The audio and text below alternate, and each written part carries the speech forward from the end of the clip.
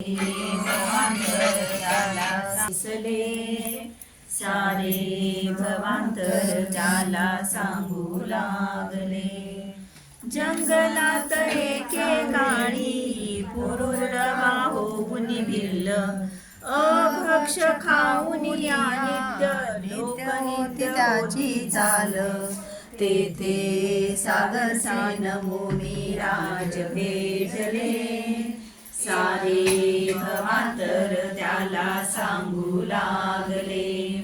एका सिंहापुढे दोन मुनी बैसले, सारे भवांतर त्याला सांगू लागले. नको नको मारू पक्षी तुझ्या परी त्याचा जीव, धर्मबोध घेता तुझला जीव दया उपजे भाव. त्यांना देवलोकी दिव्य सौख्य लाभले, सारे भवांतर त्याला सांगू लागले. एका सिंहापुढे दोन मुनी बैसले, सारे भवांतर त्याला सांगू लागले.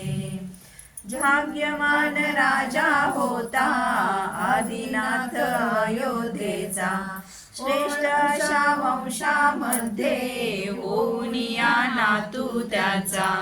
पुन्हा मानकशायाने पाप बांधले, सारे भवांतर त्याला सांगू लागले.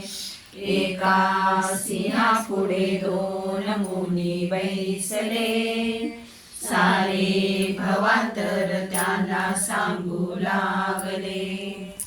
जन्म